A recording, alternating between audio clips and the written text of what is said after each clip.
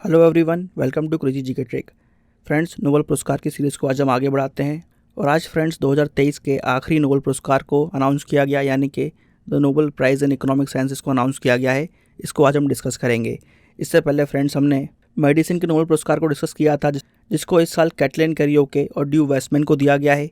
Physics के Nobel पुरस्कार को हमने डिस्कस करा, जो दिया गया है पियरे एगोस्टेनी, फेरेक क्रूज और एनी एल हुलियर को। इसके बाद हम देखते हैं केमिस्ट्री के नोबेल पुरस्कार को, जो दिया गया था मुंजी जी बवंडी, लुई ई ब्रूस और एलेक्सी आई इकमॉफ को। फिर फ्रेंड्स हमने डिस्कस किया था लिटरेचर का नोबेल पुरस्कार, जो दिया गया है जॉन फॉसे को, और पीस का नोबेल पुरस्कार जो दिया गया है नरगिस मोहम्मदी को। और फ्रेंड्स, यहाँ पर जो आपको नोबेल पुरस्कार से संबंधित ट्रिक वीडियो चाहिए, वो आपको कल हमारे चैनल पर मिल जाएगा। और साथ में फ्रेंड्स हमने यहाँ पर नोबेल पुरस्कार पर टॉप 50 एमसीक्यूज भी प्लान किए हैं, जिसका वीडियो आपको बहुत जल्द हमारे चैनल पर देखने को मिलेगा, तो उसको देखना ना भूलें। चलिए फ्रेंड्स, आगे बढ़ते हैं और डिस्कस करते हैं 2023 के इकोनॉमिक्स के नोबेल प्राइज़ को, जो फ्रेंड्स दिया गया है इस साल क्लॉडिया गोल्डिन को। आज के इस वीडियो में हम इकोनॉमिक्स के नोबेल पुरस्कार को डिस्कस करेंगे और बात करेंगे कि आखिरकार ऐसी क्या रिसर्च की उन्होंने, क्या अध्ययन किया, जिसकी वजह से यहाँ पर क्लॉडिया गोल्डिन को 2023 के नोबेल पुरस्कार से सम्मानित किया गया है। इसी के साथ फ्रेंड्स यहाँ पर हम इकोनॉमिक्स के नोबेल पुरस्कार की हिस्ट्री को, इतिहास को भी डिस्कस करेंगे और लास्ट में फ्रेंड्स हम एक एमसीक्यू सेशन को भी सॉल्व करेंगे। चलिए फ्रेंड्स, आगे बढ़ते हैं। तो फ्रेंड्स हम देखते हैं कि 2023 में क्लॉडिया गोल्डिन को नोबेल पुरस्कार दिया गया है इकोनॉमिक साइंसेस का। यहाँ पर उनकी जो रिसर्च थी, अध्ययन था for having advanced our understanding of women's labour market outcomes, इसलिए उनको यहाँ पर 2023 में हम देखते हैं कि नोबेल पुरस्कार दिया गया है। वो फ्रेंड्स यूएसए से आती हैं। यहाँ पर मुख्यतः जो उनकी रिसर्च है वो इस बात पर है कि आखिरकार पूरी दुनिया का जो लेबर मार्केट है, उसमें जो महिलाओं का प्रतिनिधित्व है वो क्यों कम है, और जब वो काम करती हैं तो कैसा काम करती हैं, और क्यों वो पुरुषों से कम कमाती हैं। यहाँ पर उन्होंने इन प्रश्नों के आंसर देने के लिए यूएसए के 200 साल के डाटा को स्टडी किया, रिसर्च किया, उसका अध्ययन किया। उसके अध्ययन के बाद उन्होंने इस बात को ऑब्ज़र्व किया कि जब हम इस पूरे पीरियड का डाटा देखते हैं तो यहाँ पर हमको एक यू शेप का कर्व देखने को मिलता है। और ये यू शेप का जो कर्व है वो बेसिकली इस बात को दर्शाता है कि जो वुमेन का पार्टिसिपेशन है, महिलाओं की जो भागीदारी है लेबर मार्केट में, वो पहले बहुत ज़्यादा थी, फिर कम हुई और फिर अब फिर से बढ़ना चालू हुई है। जिस समय हमारी जो अर्थव्यवस्था है एग्रीकल्चर पर आधारित थी, उस समय महिलाओं की भागीदारी काफ़ी अच्छी थी। मगर जैसे जैसे हम इंडस्ट्रियल रेवोल्यूशन, औद्योगिक क्रांति की तरफ जाते हैं, तो महिलाओं की भागीदारी में कमी आती है। मगर फिर हम देखते हैं कि जो हमारा अर्थव्यवस्था है वो सर्विस सेक्टर पर की तरफ चली जाती है, तो फिर से यहाँ पर हमको सर्विस सेक्टर में महिलाओं की जो भागीदारी है बढ़ते हुए दिखती है। तो इस तरह से हमको पिछले 200 सालों में खासकर महिलाओं की भागीदारी का जो चार्ट है वो यू शेप में देखने को मिलता है। फिर यहाँ पर उन्होंने इस बात को भी ऑब्जर्व करा कि 20वीं शताब्दी में, 21वीं शताब्दी में ये देखा गया कि महिलाओं के जो एजुकेशन के लेवल हैं वो इंक्रीज़ हुए हैं लगातार। खासकर जो यहाँ पर हाई इनकम ग्रुप वाले देश हैं, वहाँ पर महिलाओं की जो एजुकेशन है वो पुरुषों से भी कहीं अधिक देखी गई। क्लॉडिया गोल्डिन ने यहाँ पर इस बात को भी दर्शाया कि किस तरह से कॉन्ट्रासेप्टिव पिल एक क्रांतिकारी भूमिका निभाती है, जहाँ पर इसके यूज़ करने के बाद महिलाओं के पास और अच्छी और उम्दा कैरियर अपॉर्चुनिटीज़ आने लगती हैं और वो बहुत अच्छे तरीके से अपने कैरियर को प्लान कर सकती हैं, कैरियर की ग्रोथ को प्लान कर सकती हैं। तो ये क्रांतिकारी चेंज यहाँ पर कॉन्ट्रासेप्टिव पिल लाता है, इस बात को भी उन्होंने दर्शाया। उनकी रिसर्च ये भी बताती है कि आधुनिकीकरण, इकोनॉमिक ग्रोथ और महिलाओं की भागीदारी बढ़ने के बाद भी हम देखते हैं कि पुरुषों और महिलाओं के बीच में जो वेतन की असमानता है वो बढ़ी है। और उसके पीछे 2-3 मुख्य कारण हैं, जैसे कि किस तरह की एजुकेशन यहाँ पर महिलाएं लेती हैं, खासकर जब वो अपने प्रारंभिक चरण में होती हैं। उसी समय यहाँ पर अधिकतर महिलाओं की कैरियर ग्रोथ और इनकम डिसाइड हो जाती है। वो बहुत इंपॉर्टेंट डिसीजन होता है और यहाँ पर वो डिसीजन महिलाएं सही तरीके से नहीं ले पाती, क्योंकि उनके पास राइट एग्जाम्पल्स नहीं होते उस एज में। इसके अलावा ये देखा गया कि जैसे ही यहाँ पर महिलाएं फैमिली प्लानिंग की तरफ बढ़ती हैं, खासकर जब पहला बच्चा किसी भी महिलाओं को होता है, तो उस समय यहाँ पर वो पिछड़ जाती हैं पुरुषों से।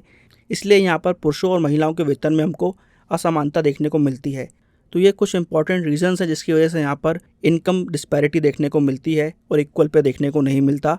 इस पॉइंट को यहाँ पर क्लॉडिया गोल्डिन ने अपने रिसर्च के जरिए दर्शाया है। तो बेसिकली फ्रेंड्स, यही रिसर्च है उनकी, जिसकी वजह से यहाँ पर उनको 2023 के इकोनॉमिक्स के नोबेल पुरस्कार से सम्मानित किया गया है।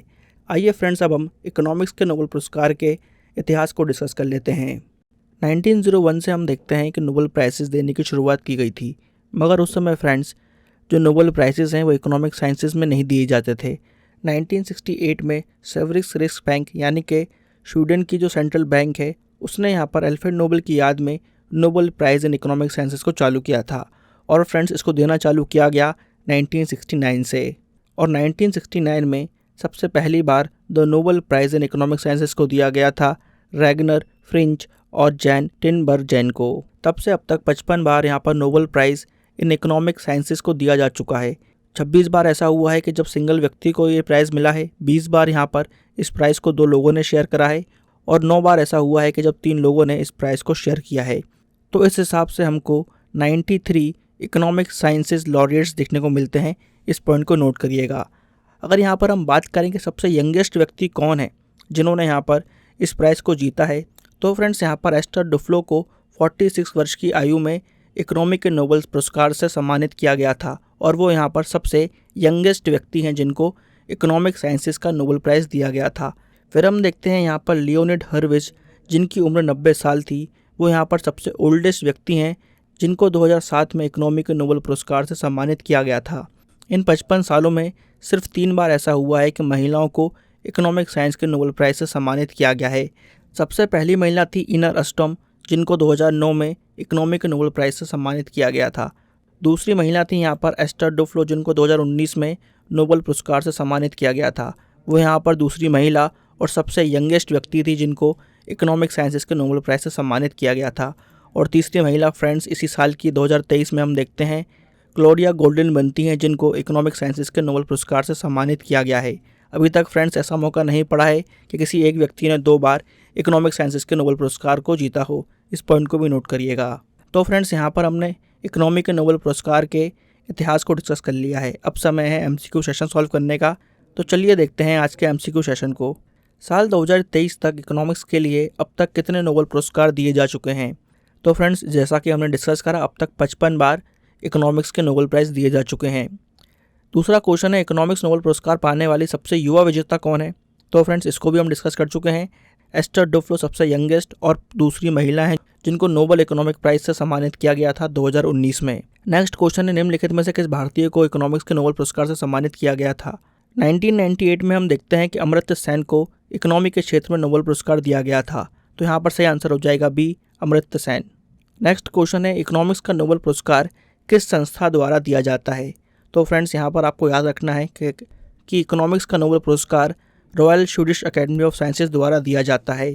नॉर्वेजियन नोबेल कमेटी जो है यहाँ पर वो पीस का नोबेल पुरस्कार देती है। कैरोलिंस्का इंस्टीट्यूट यहाँ पर मेडिसिन का नोबेल पुरस्कार देती है। स्वीडिश अकेडमी यहाँ पर लिटरेचर का नोबेल पुरस्कार देती है। इस पॉइंट को भी याद रखिएगा। तो यहाँ पर सही आंसर हो जाएगा ए, क्योंकि royal Swedish academy of sciences economics के नोबेल पुरस्कार को देती है। नेक्स्ट क्वेश्चन है अब तक कितनी महिलाओं को नोबेल इकोनॉमिक्स पुरस्कार से सम्मानित किया गया है?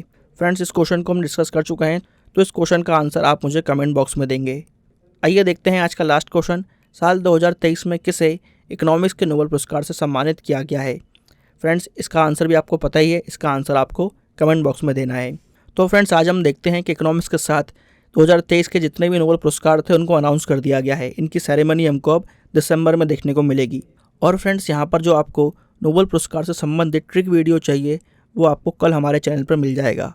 इसी के साथ फ्रेंड्स यहाँ पर हमने नोबेल पुरस्कार पर टॉप MCQs को भी प्लान किया है, जो आपको आने वाले दिनों में देखने को मिलेगा, जहाँ पर हम टॉप 50 इंपॉर्टेंट MCQs को सॉल्व करेंगे, जहाँ से आपको एग्जाम्स में डेफिनेटली क्वेश्चंस देखने को मिलेगा। तो उस वीडियो को भी आप ज़रूर देखिएगा।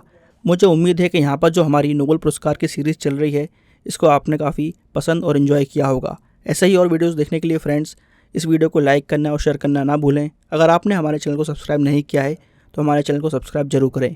मिलेंगे फ्रेंड्स नेक्स्ट वीडियो में। जब तक के लिए bye bye and take care.